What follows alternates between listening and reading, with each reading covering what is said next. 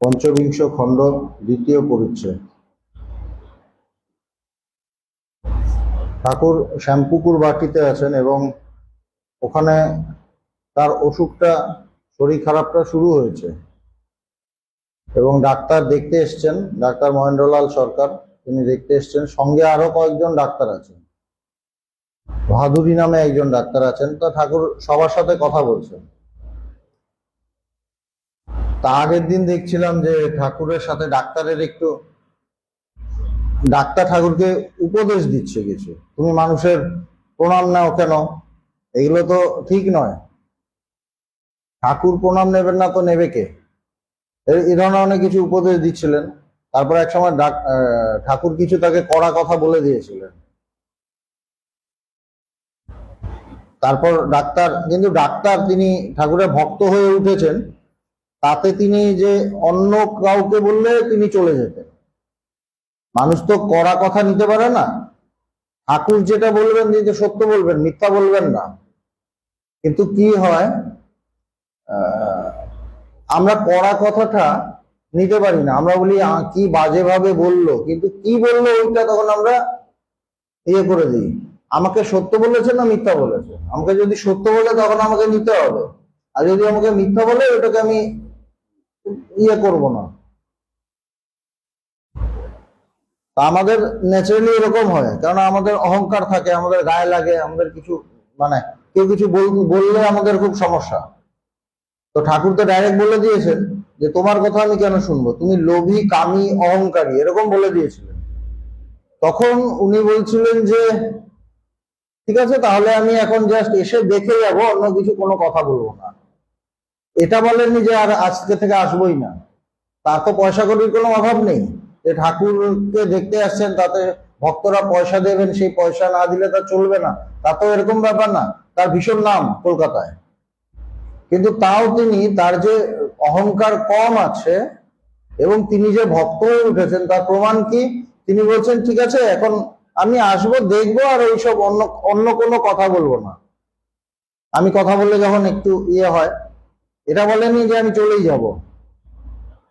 তখন ঠাকুর আবার তাকে একটু ঈশ্বরীয় কথা বলছেন, আধ্যাত্মিক কথা বলছেন, এইসব বলেছেন। অধম ভক্ত, মধ্যম ভক্ত, উত্তম ভক্ত, এইসব নিয়ে কথা টথা বলেছেন।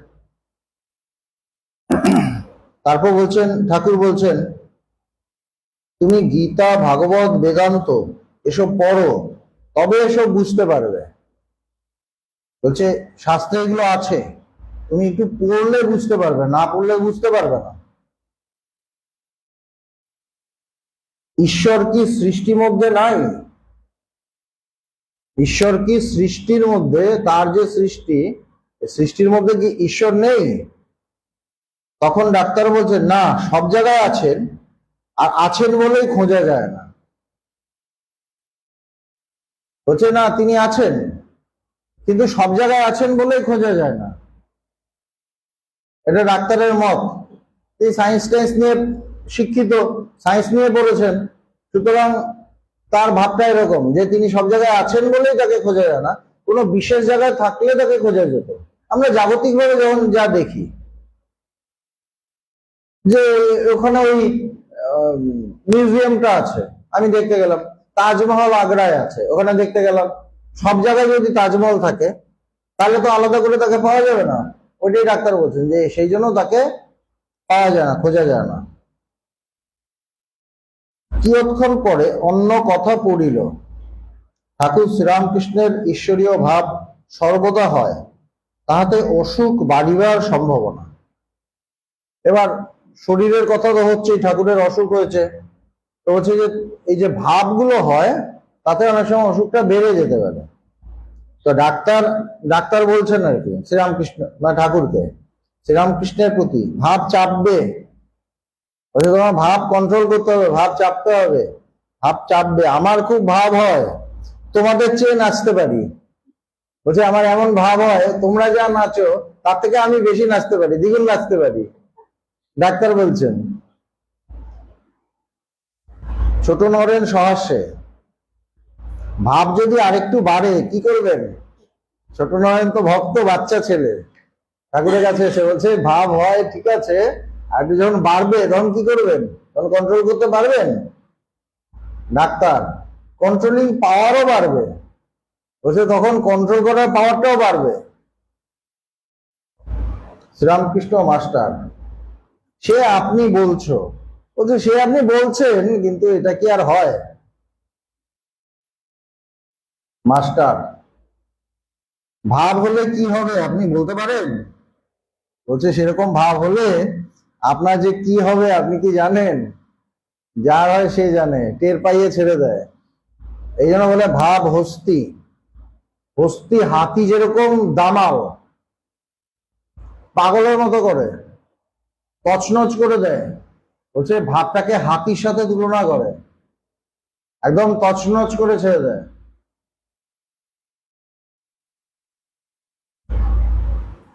কিছু কিয়ৎক্ষণ পর টাকা কড়ির কথা পড়িল। শ্রীরামকৃষ্ণ ডাক্তারের প্রতি, আমার তাতে ইচ্ছা নাই, তা তো জানো। কি ঢং নয়?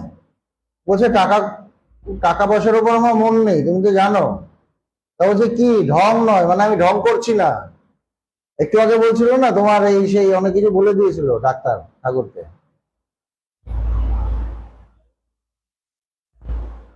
ডাক্তার, আমারই তাতে ইচ্ছা নেই, তা আমার আবার তুমি। বলছে তোমার কথা তো অনেক দূরে, আমারই টাকা পয়সার প্রতি অত মন নেই, আমারই ইচ্ছা নেই, তা আবার তুমি।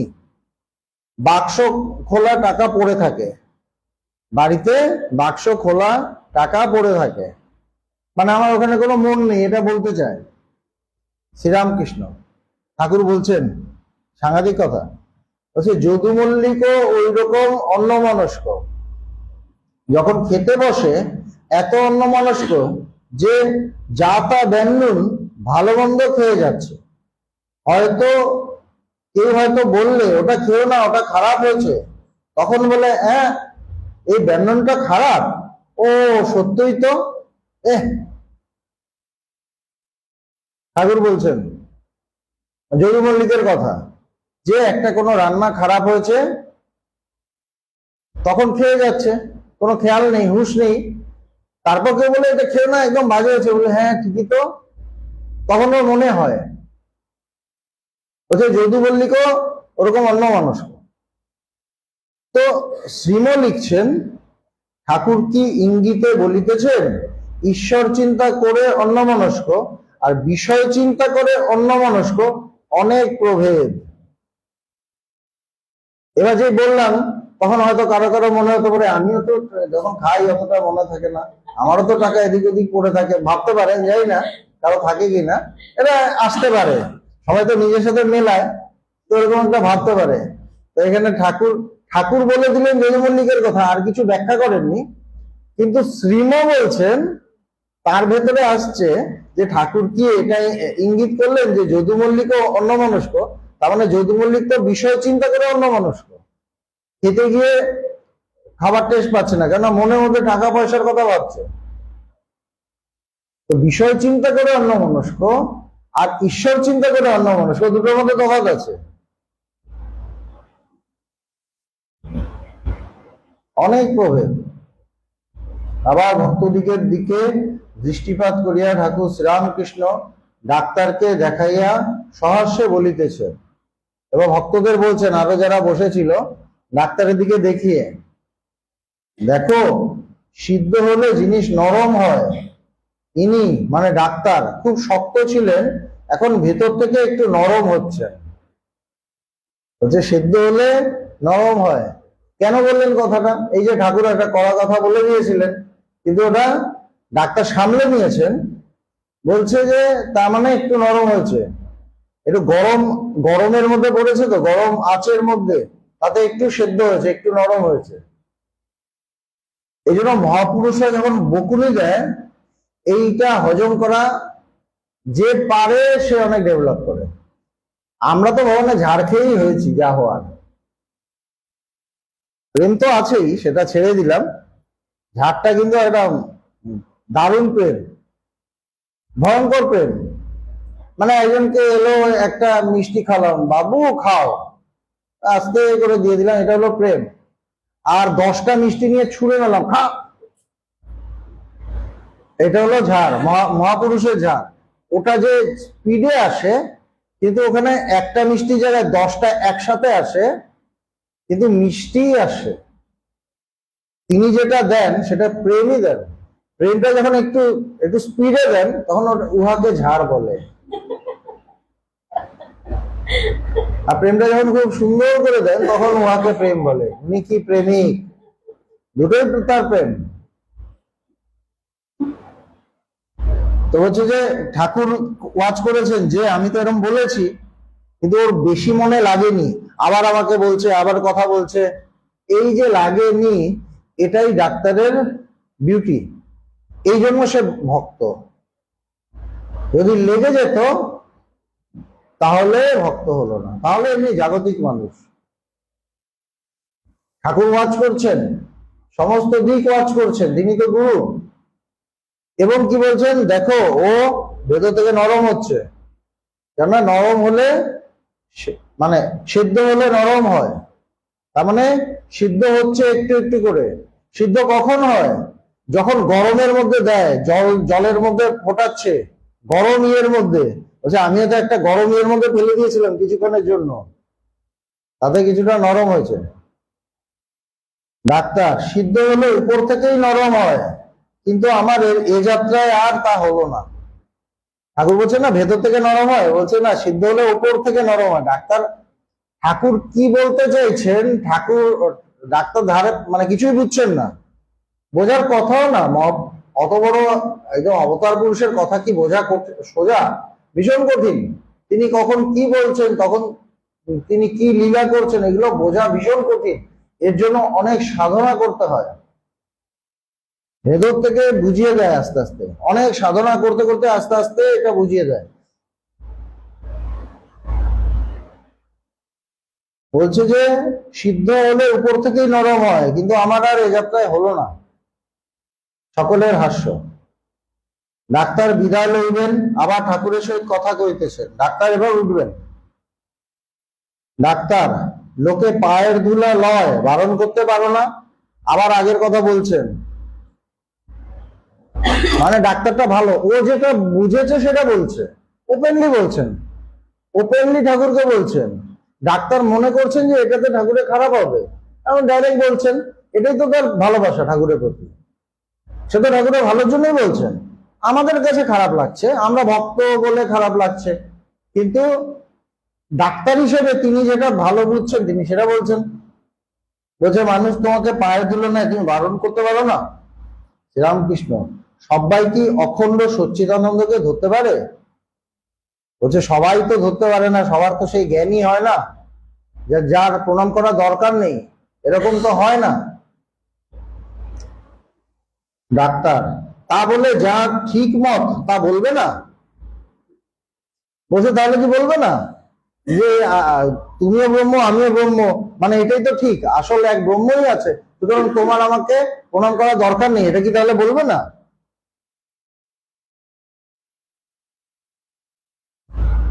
শ্রীরামকৃষ্ণ রুচি ভেদ আর অধিকারী ভেদ আছে। দারুণ কথা বলছে, রুচি ভেদ আর অধিকারী ভেদ আছে। ডাক্তার সে আবার কি? শ্রীরামকৃষ্ণ রুচিভেদ কিরকম জানো? কেউ মাছটা ঝোলে খায়, কেউ ভাজা খায়, কেউ মাছের অম্বল খায়, কেউ মাছের পোলাও খায়। বলছে এক একজন মাছ এক এক ভাবে খায়, মানে ঈশ্বরকে যে মানুষ ডাকে বা সাধনা করে এক এক ভাবে সাধনা করে। বলছে এক এক ভাবে সাধনা করে, একত্বেন পৃথকত্বেন। বলছে এক হিসেবে, অভিন্ন হিসেবে এবং আলাদা হিসেবে, পৃথক হিসেবে। গীতায় শ্রীকৃষ্ণ বলছেন যে আমাকে মানুষ নানাভাবে উপাসনা করে, এক হয়ে একত্ব অনুভব করে, আবার পৃথক অনুভব করে, যে তুমি আলাদা আমি আলাদা, তুমি প্রভু আমি দাস, দুইভাবে আমাকে করে।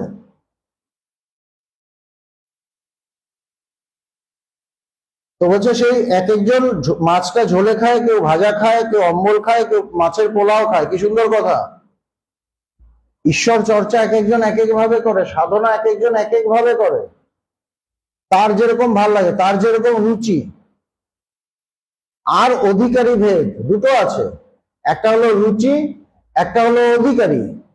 অধিকারী ভেদ কি? আমি বলি আগে কলা গাছ বিদতে শেখো, তারপর সলতে, তারপর পাখি উড়ে যাচ্ছে তাকে বেঁধো। আগে তীর চালানো শিখছো, ঠিক আছে, এখান থেকে তীর চালিয়ে কলা গাছটাকে বেঁধো, কলা গাছ তো মোটা, প্রথমে ওঠাতে ওঠাতে বেঁধো। তারপর কি? তারপর সলতে, সলতে সরু হয়, ওটাকে বেঁধো। কলা গাছে বেঁধার থেকে সলতে বেঁধার আরো কঠিন, ওটা সরু।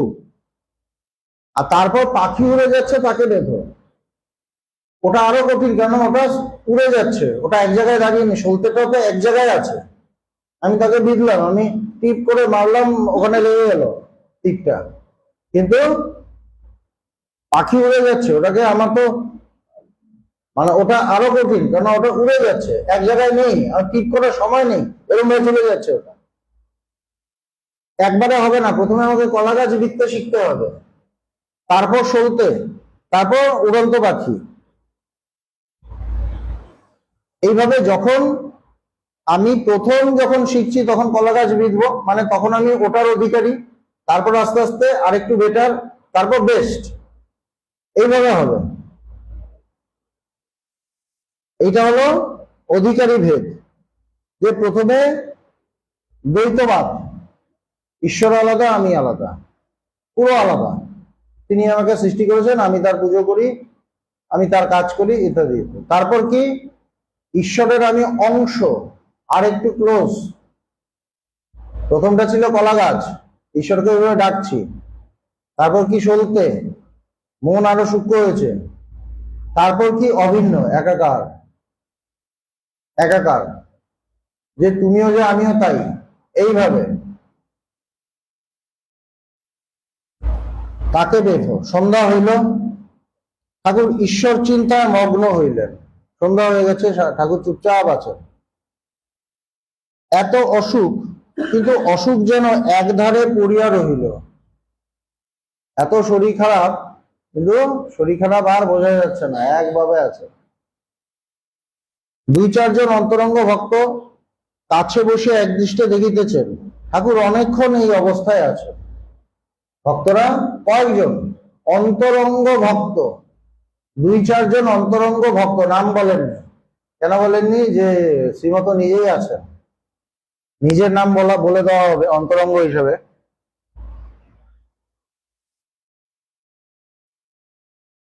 ঠাকুর প্রকৃতিস্থ হইয়াছেন। এবার কিছুক্ষণ পরে আস্তে আস্তে জগতে মনটা এলো, জগতে মনটা নামলো। মণি কাছে বসিয়া আছেন, তাহাকে একান্তে বলিতেছেন। মণি, আগে কিন্তু ছিল শ্রীম মাস্টার, এরম বলছিলেন, এবার নামটা চেঞ্জ করে দিলেন, বলে দিলেন মণি। একই কিন্তু, শ্রীময়ী। কেননা বলেছেন না অন্তরঙ্গ বসে আছে, সেই জন্য নিজের মাস্টার নামটা বললেন না। হচ্ছে মণি কাছে বসিয়া আছেন, তাহাকে একান্তে বলিতেছেন, দেখো অখণ্ডে মন লীন হয়ে গেছিল, মানে সমাধি হয়ে গেছিল, মন লীন হয়ে গেছে। তারপর দেখলাম সে অনেক কথা, কিছু একটা ঠাকুরের দর্শন হয়েছে, সেটা বললেননি, একটু দেখেছে, একটু বললেন। বললেন ডাক্তারকে দেখলাম, ওর হবে কিছুদিন পরে, কারণ ডাক্তারের সাথে একটু তো ইয়ে হয়েছিল, তো বলছে ডাক্তারকে দেখলাম, ওর হবে কিছুদিন পরে, এখনই না, কিছুদিন পরে হবে। আর বেশি ওকে বলতে টলতে হবে না, অনেকে বলে দিয়েছে না, অনেক মাস্টার বলেছে, ছোট নরেন বলেছে, এ বলেছে, সে বলেছে, ও বোঝাচ্ছে, সে বোঝাচ্ছে।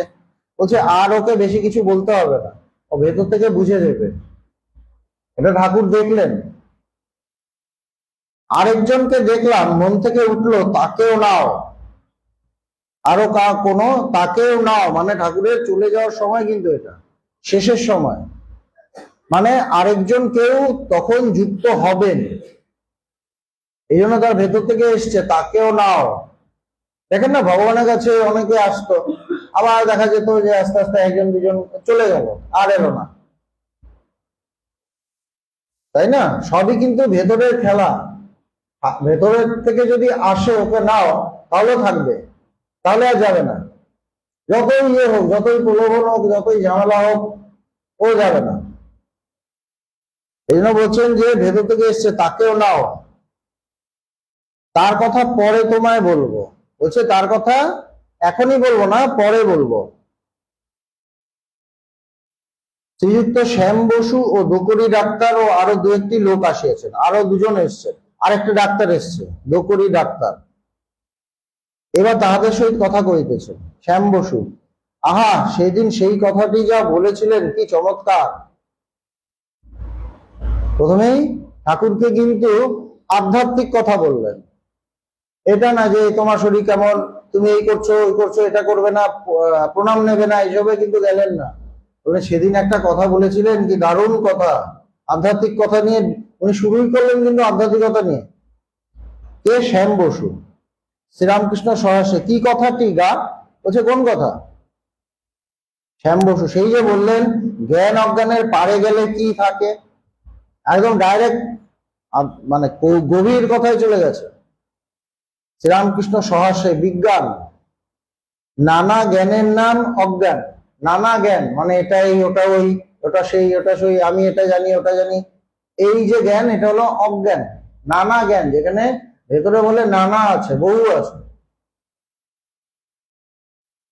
সর্বভূত ঈশ্বর আছেন, এর নাম জ্ঞান। হচ্ছে সমস্ত জায়গায় ঈশ্বরই আছেন, এটা জ্ঞান। বিশেষ রূপে জানার নাম বিজ্ঞান। তাকে বিশেষভাবে জানা, তার নাম বিজ্ঞান। ঈশ্বরের সহিত আলাপ, তাতে আত্মীয় বোধ, এর নাম বিজ্ঞান। তার সাথে আলাপ মানে তার সাথে একটা সম্পর্ক হলো, তার নির্দেশ আমি পাচ্ছি, তার কথা আমি পাচ্ছি, তার উপদেশ আমি শুনছি কোনো না কোনো ভাবে, তার সাথে একটা সম্পর্ক হলো, বলছে এটা হলো বিজ্ঞান। শুধু সর্বভূতে তিনি আছেন এটা না, তার সাথে একটা সম্পর্ক হয়ে গেল, এটা হলো বিজ্ঞান। কাঠে আগুন আছে, অগ্নি তত্ত্ব আছে, এর নাম জ্ঞান। আমরা কি জানি? কাঠে আগুন আছে, এটা নাম কি? এটা হলো জ্ঞান। আমি জানি কাঠে আগুন আছে। সেই কাঠ জ্বালিয়ে ভাত রেঁধে খাওয়া ও খেয়ে হৃষ্টপুষ্ট হওয়ার নাম বিজ্ঞান। বলছে জ্ঞান আর বিজ্ঞানের তফাৎ কি? বলছে সেই কাঠ রেঁধে সর্বভূতে ব্রহ্ম আছেন, ঈশ্বর আছেন, সেটা জানা, আর ঈশ্বর আছে সেটা জানা, আর ঈশ্বরের সাথে সম্পর্ক, সেটা হলো বিজ্ঞান। যেরকম কাঠে আগুন আছে, সেটা হলো জ্ঞান। কেননা কাঠে কি আছে আমরা তো জানতাম না, এবার জানলাম আগুন আছে, সেটা হলো জ্ঞান। কিন্তু সেই কাঠ রেঁধে, সেই কাঠ দিয়ে আগুন আগুন আগুনটা জ্বালিয়ে, মানে সেটাকে কাজে আনা, সেটা ভেতরে আনা, সেটা কাজে আনা, ওটা নিয়ে কাজ করা, করে রান্না করে খেয়ে হৃষ্টপুষ্ট হওয়া, সেটা হলো বিজ্ঞান। শ্যাম বসু সহাস্যে। আর সেই কাঁটার কথা, শ্যাম বসুর কয়েকটা কথা খুব ভালো লেগেছে, বলছে কাঁটার কথা। শ্রীরামকৃষ্ণ সহাস্যে: হ্যাঁ, যেমন পায়ে কাঁটা ফুটলে আরেকটি কাঁটা আহরণ করতে হয়। পায়ে কাঁটা ফুটলো, তখন আমাকে আরেকটা কাঁটা জোগাড় করতে হয়, কেননা আমি হাত দিয়ে কাঁটাটা ধরতে পারছি না, ঢুকে গেছে।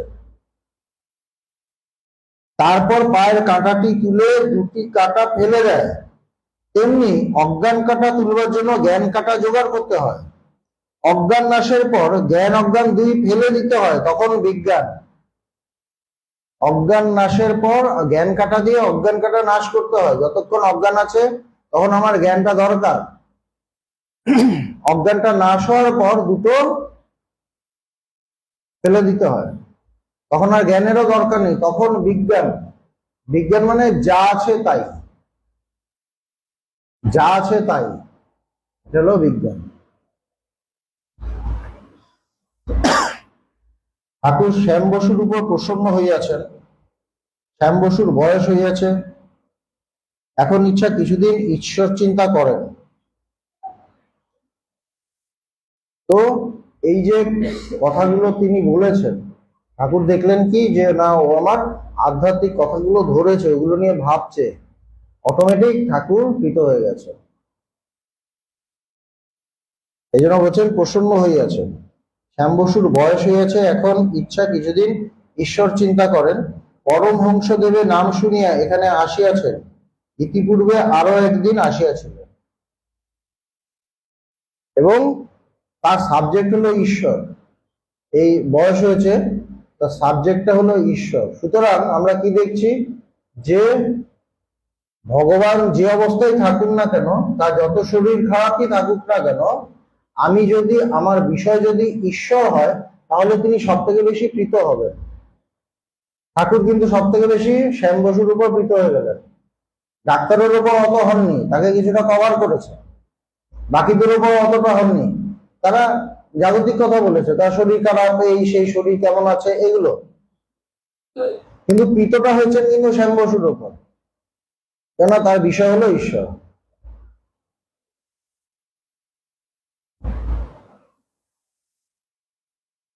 শ্রীরামকৃষ্ণ শ্যাম বসুর প্রতি বিষয়ের কথা একেবারে ছেড়ে দেবে, এই কথাটা শ্যাম বসুকে বলেছেন, কিন্তু এটা তো সবার জন্যই কথা, সবার জন্যই কথা। অনেকেরই বয়স হয়েছে, তো কি বলছেন, বিষয়ের কথা একেবারে ছেড়ে দেবে, ঈশ্বরীয় কথা বই, অন্য কথা বলো না, অন্য কাজ করো না, সেটা বলেননি। সংসারে কিছু কাজ থাকে, সেটা ঠিক আছে, অন্য কথা বলো না, মানে হাবিজাবি কথার মধ্যে যেও না।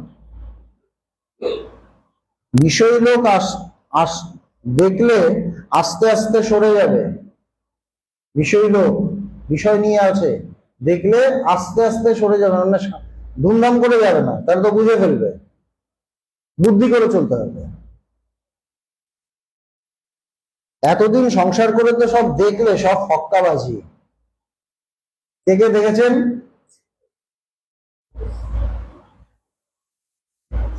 এতদিন সংসার করে তো দেখলে সব ফক্কাবাজি। ঈশ্বরী বস্তু আর সব অবস্তু, ঈশ্বরী বস্তু আর সব অবস্তু, আর কোনো কিছুর কোনো দাম নেই। এই আছে, এই নেই, কখন কি উড়ে যায়, কখন কে উড়ে যায় কেউ জানে না। ঈশ্বরই সত্য, আর সব দুদিনের জন্য।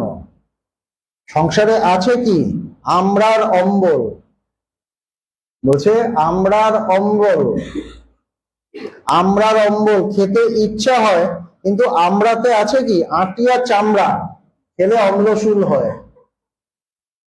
এই সংসার আটি আর চামড়া, কোনোটাই সার নেই, কোনোটার মধ্যেই সার নেই। হচ্ছে খেলে অম্লশূল হয়, অ্যাসিডিটি এরকম কিছু হয়, থেকে ব্যথা ট্যাথা হয়। সবাই তো ভোগে, সবাই অম্লশূল হয়। শ্যাম বসু আজ্ঞে, হ্যাঁ যা বলেছেন সবই সত্য, উনিও বুঝেছেন, সেই জন্য ওনার ঈশ্বরের দিকে মনটা এসছে, এটা একদম ঠিক। শ্রীরামকৃষ্ণ অনেক দিন ধরে অনেক বিষয়কর্ম করেছো, এখন গোলমালে ধ্যান, ঈশ্বর চিন্তা হবে না, একটু নির্জন দরকার। বলছে এতদিন ধরে যে তোমরা বিষয় চিন্তা করেছো, এখন তুমি প্রথমেই যদি ভাবো যে অনেকক্ষণ ধরে ধ্যান করবো, তা হবে না, একটু নির্জনে থাকা দরকার। বলছে বাড়িতে পারবে না সব সময়, একটু আলাদা সরো, নির্জন না হলে মন স্থির হবে না। তাই বাড়ি থেকে আত্ম অন্তরে ধ্যানের জায়গা করতে হয়। বেশ কিছুটা দূরে গিয়ে একটা ধ্যানের জায়গা করো, ওখানে ধ্যান ট্যান করবে। শ্যামবাবু একটু চুপ করিয়া রইলেন, যেন কি চিন্তা করিতেছেন। তিনি ভাবছেন যে কোথায় আবার করবো টরবো, এরকম হয়তো ভাবছেন। শ্রীরামকৃষ্ণ সহাস্যে, আর দেখো দাঁতও সব পড়ে গেছে, আর দুর্গাপূজা কেন? বলছে দাঁত পড়ে গেছে আর দুর্গাপুজো কেন? সবাই হাসছে। একজন বলছিল আর দুর্গাপূজা করো না কেন? কেউ একটা দুর্গাপুজো করতো আর কি, বলছে আর দুর্গাপুজো করো না কেন? সে ব্যক্তি উত্তর দিলে, আর দাঁত নাই, পাঠা খাবার শক্তি নাই। দাঁত পড়ে গেছে মানে কি? মানে সংসারে বিষয়ে থেকে বয়স হয়েছে, এখন ভোগ করতে চাইলেও ভোগ করার ক্ষমতা নেই, দাঁত পড়ে গেছে, পাঠা খাওয়ার শক্তি নেই। শ্যাম বসু, আহা চিনি মাখা কথা, শ্যাম বসুর ভাল লাগছে, কি সুন্দর। শ্রীরামকৃষ্ণ সহাস্যে, এই সংসারে বালি আর চিনি মিশেল আছে, এটাই সংসার, বালি এবং চিনি দুটোই আছে। পিঁপড়ের মতো বালি ত্যাগ করে চিনিটুকু নিতে হয়। পিঁপড়ে কি করে? বালি চিনি দেখতে একই রকম লাগে, বোঝা যায় না, কিন্তু পিঁপড়ে ঠিক চেনে, সে চিনিটাকে নেয়। যে চিনিটুকু নিতে পারে সেই চতুর। মানে সংসারের মধ্যে থেকেও যে জ্ঞান লাভ করতে পারে, চিনিটুকু নিতে পারে, মানে কি, যে সংসারে থেকেও জ্ঞান লাভ করতে পারে সেই চতুর, সে ঠিক ঠিক বুদ্ধিমান। তার চিন্তা করবার জন্য একটু নির্জন স্থান করো, একটু আলাদা করে গিয়ে বসবে, নির্জনে একটু বসবে, ধ্যানের স্থান। তুমি একবার করো না, আমিও একবার যাব। বলছে তুমি করলে আমি যাব। কি সুন্দর, ঠাকুর তাকে উদ্বুদ্ধ করছেন। সকলে কিয়ৎকাল চুপ করিয়া আছে। শ্যাম বসু মহাশয়, জন্মান্তর কি আছে? আবার কি জন্মাতে হবে? মানে ভাবছে আর কতদিন বাঁচবো, তারপর তো আবার হয়তো আসতে হবে নাকি, জিজ্ঞেস করছে। রামকৃষ্ণ, ঈশ্বরকে বলো আন্তরিক ডাকো, তাকে বলো আন্তরিকভাবে ডাকো, তিনি জানিয়ে দেবেন। হচ্ছে সব তিনি বলে দেবেন। যদু মল্লিকের সঙ্গে আলাপ করো, যদু মল্লিক কি বলে দেবে তার কখনা বাড়ি আর টাকার কোম্পানির কাগজ। বলছে সে তার বলে দেবে কোথায় বিষয় সম্পত্তি কি আছে। তার আগে যদু মল্লিকের সাথে আলাপ করতে হবে। আলাপ মানে বিজ্ঞান, আলাপ মানে তার সাথে আলাপ করি, ঈশ্বরের সাথে আমার আলাপ, বা মানে তার সাথে আলাপ মানে বিজ্ঞান, জ্ঞানেরও পরে এটা। তখন যদু মল্লিক মানে তখন যদু মল্লিক সব বলে দেবে, মানে ঈশ্বর ভেতর থেকে সব বলে দেবে, তার কি ঐশ্বর্য কি, নানা রকম প্রশ্নের উত্তর দিয়ে দেবে। বলছে আগে তাকে জানো, জন্মান্তর আছে না আছে এইসব বেশি জানার দরকার নেই, আগে তাকে জানো। ঠাকুর জায়গা থেকে নড়ছেন না, কিন্তু ঠাকুর জায়গা থেকে নড়েন না, বিষয়টাকে ঈশ্বরে নিয়ে আসেন। কাঁটা ঘুরে গেলে কাঁটাটাকে আবার এক জায়গায় নিয়ে আসেন। ঘড়ির কাঁটা আমরা যখন মেলাই না, এক জায়গায় নিয়ে আসি, যে জায়গায় আসল সেখানে নিয়ে আসি, সেরকম। আগে সেসব জানবার চেষ্টা করা ঠিক নয়, আগে ঈশ্বরকে লাভ করো, তারপর যা ইচ্ছা তিনি জানিয়ে দেবেন, এটা আসল কথা। শ্যাম বসু মহাশয়, মানুষ সংসারে থেকে কত অন্যায় করে, পাপ কর্ম করে, সে মানুষ কি ঈশ্বরকে লাভ করতে পারে?